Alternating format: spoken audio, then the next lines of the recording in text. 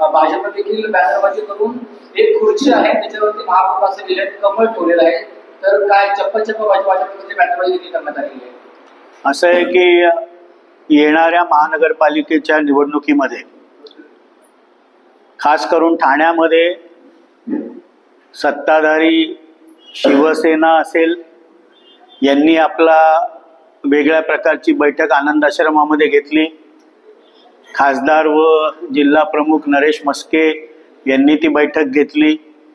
त्यांनी वक्तव्य केलं की आमच्याकडे 80हून अधिक सिटिंग नगरसेवक आहेत, तर आम्हाला युतीची काय गरज आहे. त्यानंतर त्याला प्रत्युत्तर म्हणून भारतीय जनता पार्टीकडनं आमदार संजय केळकर यांनी बैठक घेतली. त्यामध्ये पालघरचे पालकमंत्री व त्यांचे ज्येष्ठ नेते गणेश नाईक साहेब यांनी देखील अशा प्रकारचे अनेक इच्छुक आहेत. आणि त्यामुळे काल राष्ट्रवादी देखील आपली भूमिका स्पष्ट केली की स्थानिक पातळीवर आमचे नवनियुक्त जिल्हाध्यक्ष नजीमुल्ला यांनी सांगितलं की राष्ट्रवादीच्या कार्यकर्त्यांची देखील वेगळी लढावी अशा प्रकारची भूमिका त्यांनी व्यक्त केली. ज्या वेळेला वरिष्ठ पातळीवर आमचे राष्ट्रीय अध्यक्ष राज्याचे उपमुख्यमंत्री माननीय अजितदादा पवार साहेब असतील, त्याचप्रमाणे प्रांताध्यक्ष व खासदार सुनील तटकरे साहेब असतील, हे आम्हाला बोलवतील, त्यावेळेला राष्ट्रवादीची ठाण्याबाबतची भूमिका आम्ही दोघेही स्पष्ट करू. वरील जो आदेश पक्षश्रेष्ठी देतील तो आम्ही मानू. पण सर, आपण जर बघितलं महायुतीचं सरकार आहे, महायुती आहे, तरी असं म्हणजे भाजपमध्ये आम्ही स्वबळावर आहे, बॅनरबाजी मोठ्या प्रमाणात होत आहे. असं आहे की एक ज्या वेळेला काँग्रेस राष्ट्रवादी 15 वर्ष राज्यामध्ये सत्ता होती, त्यावेळेला स्थानिक पातळीवर महानगरपालिका असतील, जिल्हा परिषदा असतील, नगरपालिका नगरपंचायती असतील, त्यावेळेला काँग्रेस राष्ट्रवादी वेगवेगळ्याच लढलेल्या आहेत. 14 ते 19 मध्ये शिवसेना भाजपचं सरकार होतं महायुतीचं. त्यावेळेला देखील शिवसेना वेगळी लढली, भारतीय जनता पार्टी वेगळी लढली. त्यामुळे महायुती ही लोकसभेच्या निवडणुकीला नक्कीच झाली, विधानसभेला झाली, स्थानिक पातळीवर देखील झाली पाहिजे अशा प्रकारचा मानस मुख्यमंत्री माननीय देवेंद्रजी फडणवीस साहेबांचा आहे. उपमुख्यमंत्री माननीय अजितदादा पवार साहेब असतील, उपमुख्यमंत्री माननीय एकनाथरावजी शिंदे साहेब असतील, या तिन्ही नेत्यांचा आहे. पण प्रत्येक जिल्ह्यामध्ये प्रत्येक तालुक्यामध्ये वेगवेगळी परिस्थिती असते. त्यामुळे प्रत्येक पक्ष आपल्या तिथल्या स्थानिक पदाधिकाऱ्यांची चर्चा करूनच योग्य तो निर्णय घेईल. पण महायुती म्हणून लढावं अशा प्रकारची मानसिकता तरी तिन्ही नेत्यांची आहे. आपण जर बघितलं, काल बीडमध्ये ओबीसी समाजांचा मोठा मोर्चा झाला, सभा झाली. त्या ठिकाणी मनोज जरांगे पाटील यांनी आज म्हटले की तो जातीचा आणि टोळीचा मोर्चा होता. असं आहे की अखिल भारतीय समता परिषदेने त्या मोर्चाचं आयोजन केलं होतं.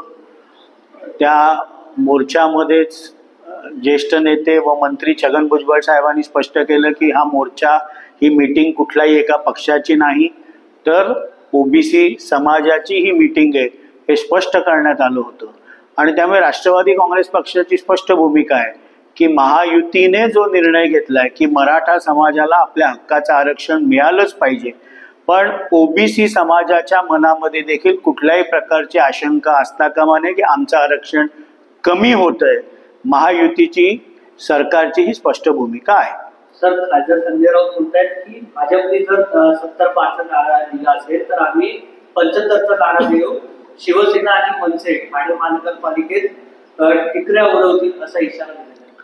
असं आहे की शिवसेनेचे नेते राज्यसभेचे खासदार संजय राऊत साहेब यांनी शिवसेना, उभाठा आणि मनसे अशा प्रकारची युती होईल.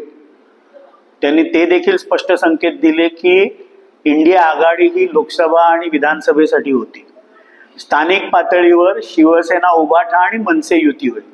तरीही ठाण्यातले काही नेते, खास करून राष्ट्रवादी काँग्रेस पार्टी शरदचंद्र पवार गटाचे झालेल्या मोर्चामध्ये बेगाने शादी में अब्दुल्ला दिवाना म्हणून सामील झाले.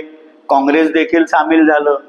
पण एकंदरीत जे काय राजकीय चित्र दिसतंय त्याच्यामध्ये शिवसेना, उभाठा आणि मनसे अशा प्रकारची युती ही महानगरपालिकेसाठी होईल.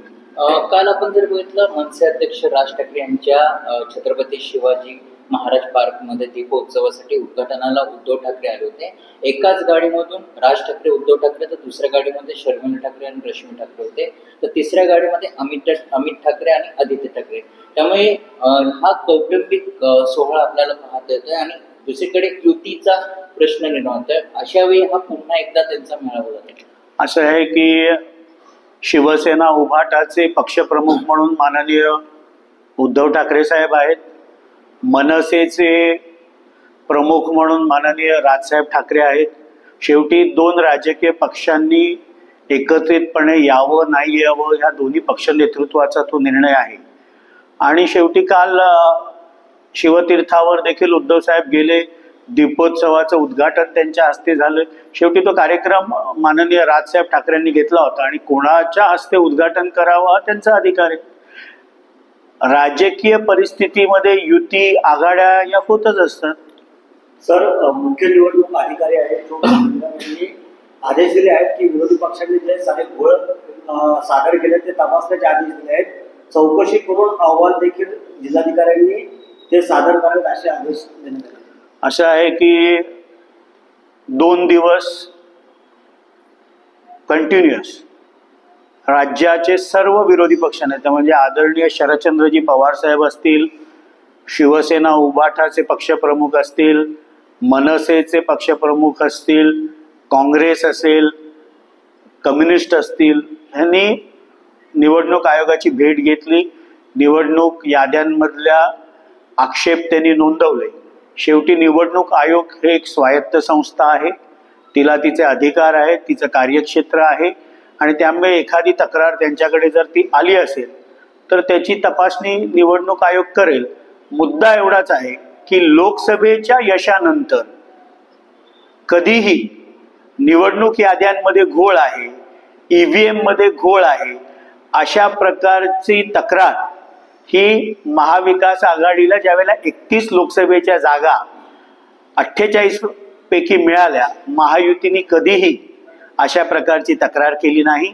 विधानसभेच्या दारुण पराभवानंतर मतदार यादीमधलं घोळ, EVM मधलं घोळ हे सर्व महाविकास आघाडीला दिसायला लागले.